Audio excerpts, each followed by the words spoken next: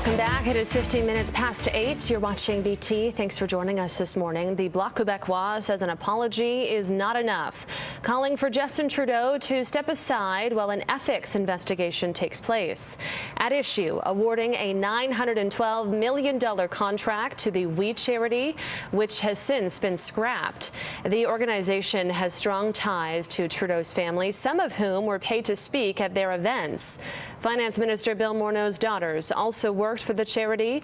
On Monday, both apologized for not recusing themselves from the decision.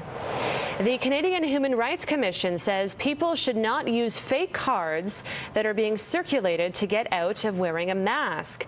The cards look official but have been produced by a group called the Line Canadian, which claims to be an educational tool to inform business owners about exemptions to the face mask bylaws. Several big cities, including Toronto, Ottawa, and Montreal, have made face coverings mandatory in indoor public spaces.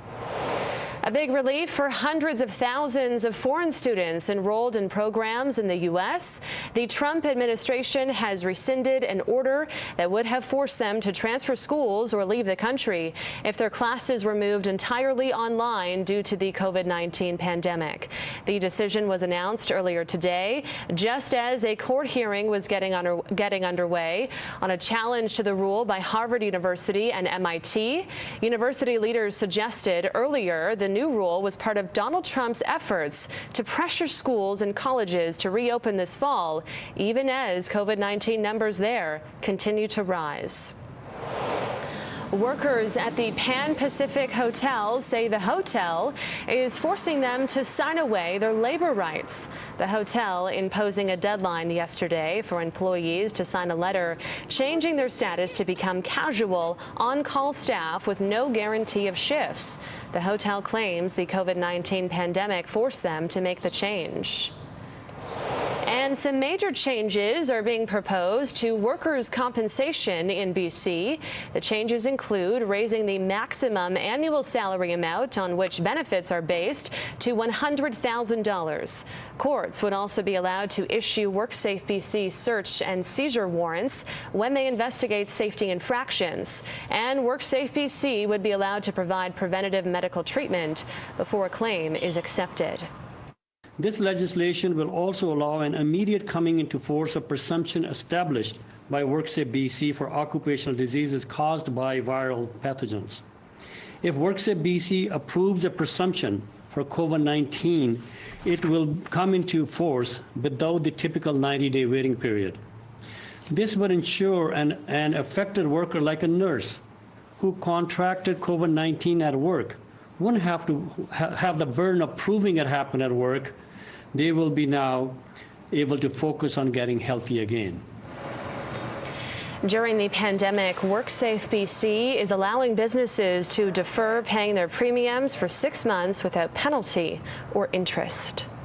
Now, earlier this week, it was announced that the CFL's Washington team would be retiring its name, a name many felt was racist. Now, a CFL team is facing pressure to do the same and is taking some heat over a survey looking into the issue.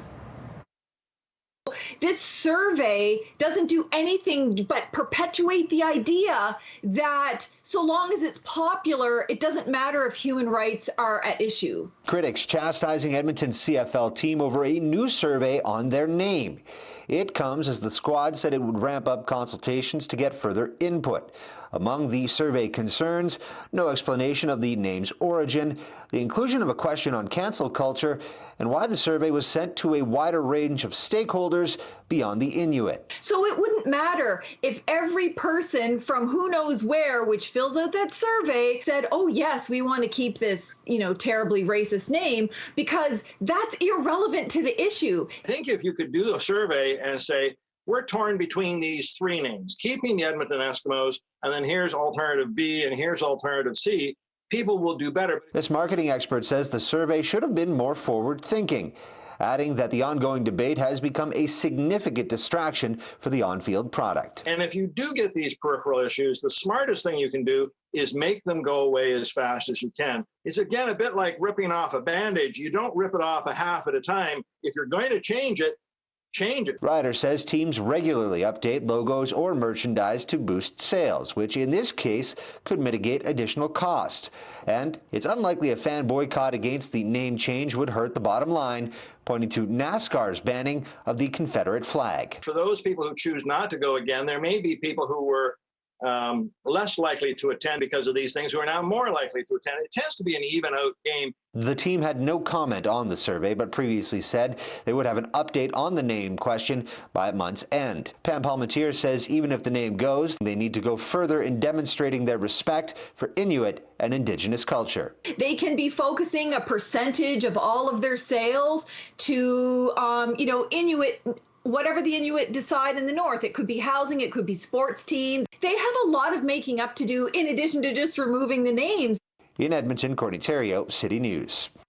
Allegations of systemic racism within the RCMP is now before the court, and the lead plaintiff in a class action lawsuit against the law enforcement agency is speaking out about her time in the force. You know, I was wishing I was not Native, so I could be treated better. One of the first Indigenous women to join the RCMP in Manitoba is now the lead plaintiff in a class action lawsuit against the RCMP, alleging widespread systemic racism within the law enforcement agency. Marjorie Hudson served in the Royal Canadian Mounted Police for 31 years. During that time, she was allegedly subjected to persistent racism by non-racialized RCMP members and RCMP management on the job. I was talking about this my entire service in the RCMP, but no one would listen. It's not like it just happened yesterday. The lawsuit alleges during Hudson's career, she was subjected to stereotypes, segregation, and bias due to race, and was continually overlooked for promotions. According to court documents, in one instance, a corporal called her fat, saying all Indians are fat. In a separate occasion, after a rotting corpse was discovered, an RCMP officer said, "It smells like Indian." Court documents also allege Hudson witnessed an RCMP corporal throw a steel flashlight at an Indigenous man, and when he missed, said, "That effing Indian enemy, I'll get him next time." I never experienced this before, like racism. I didn't know what racism was till I joined the RCMP, and I realized, wow, they're targeting us. The lawsuit states from its founding in 1873 as the Royal Northwest Mounted Police through to the creation of the RCMP in 1920, the RCMP has discriminated against racialized minorities within and outside its ranks.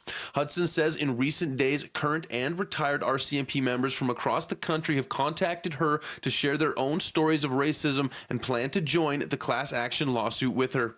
So now is the time to come forward and speak up. City News reached out to the RCMP for an interview. A written response reads, "As this matter is before the court, it would be inappropriate to comment at this time. That being said, the RCMP is committed to providing every part of the country with culturally competent policing that can serve all Canadian communities in a professional manner with dignity and respect. There is no room for racism or any other kind of discrimination in the RCMP." In Winnipeg, Mark Neufeld, City News. All right, approaching 8:25 now on Breakfast Television. We're going to take a break. Overnight camping is now allowed in city parks in Vancouver from dusk until 7 a.m. We'll have more on the park board's latest decision. That's coming up.